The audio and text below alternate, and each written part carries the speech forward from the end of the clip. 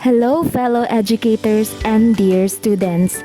Welcome to our class. In today's lesson, we will learn and discuss about the correct usage of English grammar. I am Teacher Jo. Join me as we unravel the world of grammar. At the end of this presentation, we are expected to attain the following goals. First, develop understanding and foundation of the English grammar. Second, learn the correct usage of English grammar. And third, increase students' awareness of correct usage of English grammar, especially the struggling learners. But before we delve into that, let us ponder on the question, does grammar matter? Whether you are reading, writing, or speaking, no doubt that the way you put words together impacts how people perceive you. Having good grammar helps you come across as more intelligent, educated, and professional. Poor grammar can put off people, particularly if you are a grammar Nazi. A single mistake isn't a big deal, but a litany suggests poor attention to detail. To us teachers, paying attention to our grammar is very crucial because important words become less powerful when it is filled with grammar problems. In short, grammar does matters. But what really is grammar? Grammar refers to the rules and regulations that govern spoken and written language. Grammar is the code that make language work. Through proper grammar, we can communicate clearly in a way readers or listeners understand. Grammar is the system and structure of a language or of languages in general. It therefore covers syntax or how sentences are put together from words and phrases, and the functions of particular words. However, grammar is different in different languages, although some may have some common features.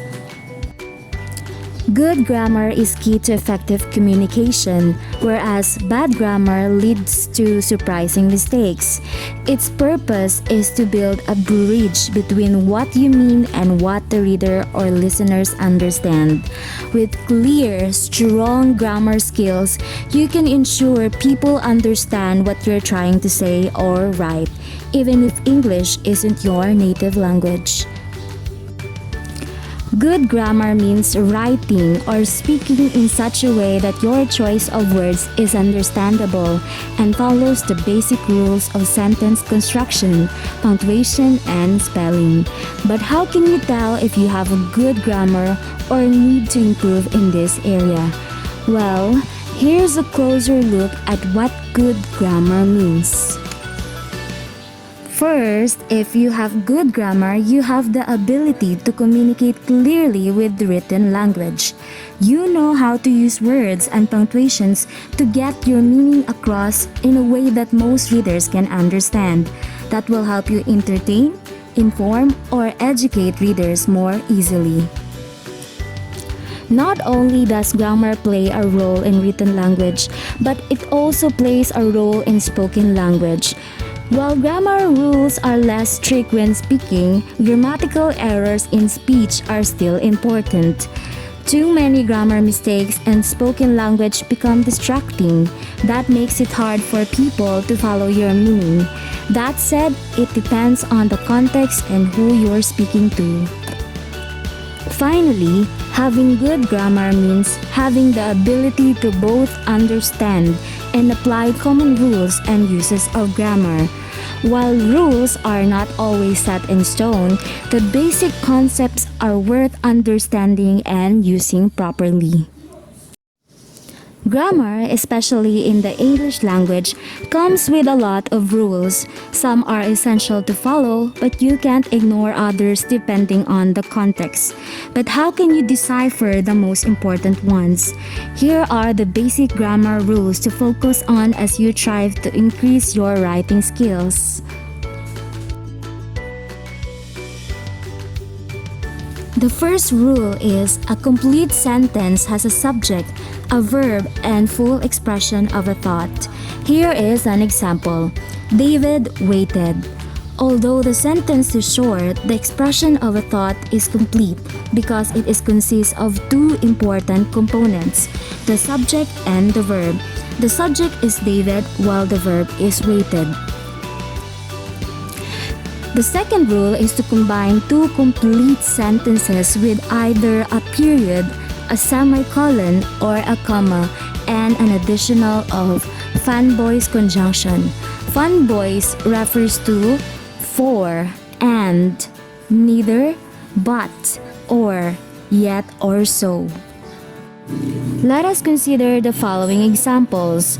As you can observe, the first example uses period to set off the two complete sentences from each other, while the second example uses comma to combine the two sentences together, and the third example uses semicolon to put together two different sentences into one complete sentence.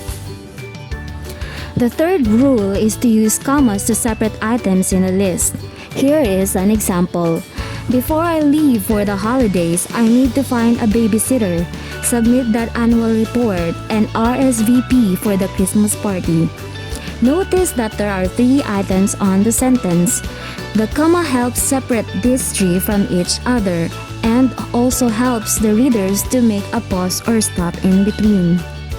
Rule number 4. Verbs must match their subjects and vice versa. It is important to note that a plural noun must have a plural verb and the singular noun must have a singular verb. Here are some examples. The first example is, the horses run across the field. The second example is, the horse runs across the field. Notice that the first example takes on a plural noun and so the verb must be in plural form as well. The same goes for the second example. The fifth rule, the pronoun and antecedent need to agree in number and gender. Here is an example.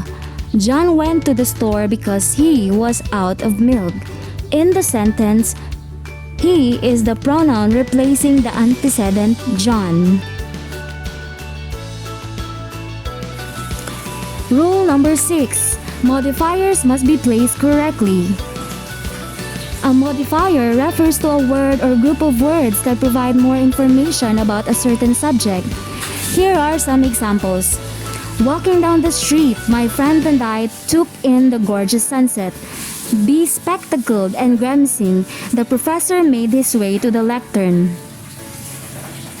Notice that the modifier and modifying phrases is not right next to whatever it is modifying. And what is the right way to put the sentences together? It should be, my friend and I took in the gorgeous sunset while walking down the street. The professor made his way to the lectern while being spectacled and grimacing. And the last rule, rule number 7, pay attention to homophones, or words that sound the same but are spelled differently and have different meanings. Here are some words that are sometimes misused and interchanged. Affect and effect, complement and complement, there, and there. This can obviously create confusion and unfortunately, there are many of these words in English, but it is important to note the differences between them by looking at their meanings in the dictionary. So those are the basic rules that needs to be considered. But what are the benefits that we can gain out of learning grammar? Why should we spend time and energy to learn correct grammar and ensure you use it correctly in written works or everyday life? The reason to that is simple. Good grammar can help you become a stronger communicator. Get your basic grammar skills right and you won't have to worry about your message being perceived badly for the wrong reasons. You can become a trusted professional and someone people consider as well educated. Here's the key takeaway about the importance of grammar today. Understanding the basics improves your communication skills that can translate into your work. All that said, don't let the grammar Nazis deter you from putting yourself or your work forward. Find a balance between perfectionism and done. If it's a text, who cares? If it's a job cover letter, you probably should. Learn some grammar rules before you break them. And that is it for today's lesson. I hope you gain some meaningful insights and strengthen your foundation in grammar.